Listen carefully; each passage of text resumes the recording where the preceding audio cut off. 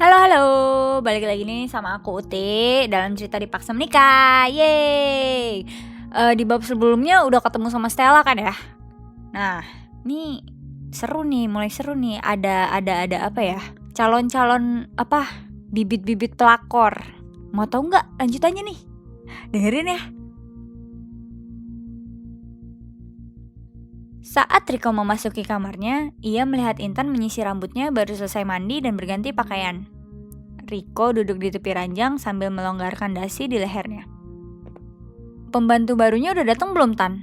Tanya Riko pada Intan. Lah, Mas Riko nggak lihat di bawah?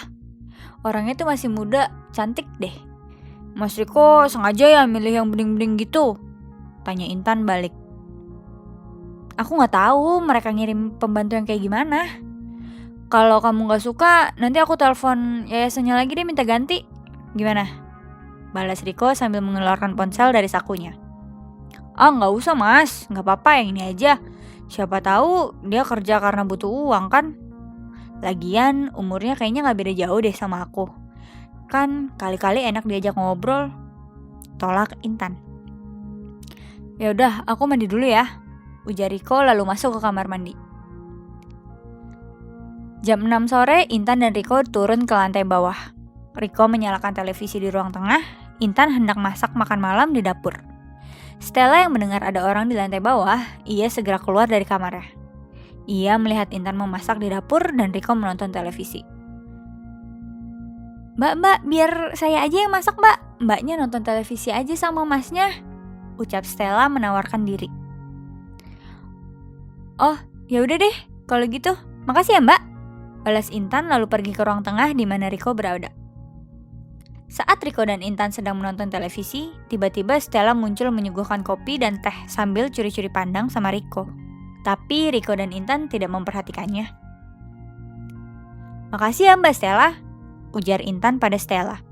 Riko diam saja, hanya melihat Stella sekilas lalu melihat ke arah televisi kembali. Setelah makanan siap, Stella memberitahu Intan dan Riko untuk segera makan. Intan dan Riko duduk di meja makan untuk makan malam bersama. Intan mengajak Stella untuk makan bersama juga. Stella pun menyetujuinya dan sangat senang.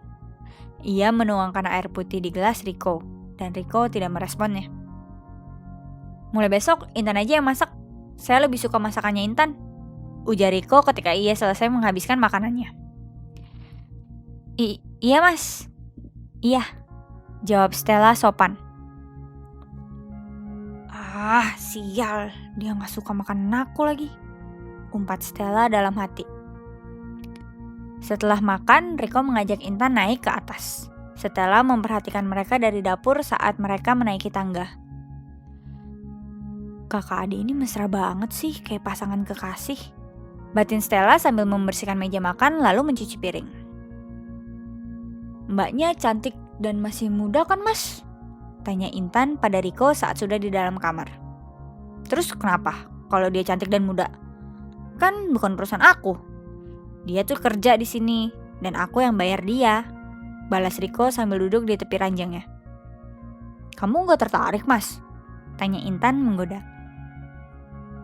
Enggak, aku kan udah punya istri, jawab Riko singkat.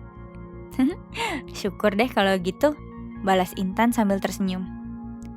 Aku capek nih, aku tidur dulu ya, ucap Riko pada Intan lalu membaringkan tubuhnya di ranjang.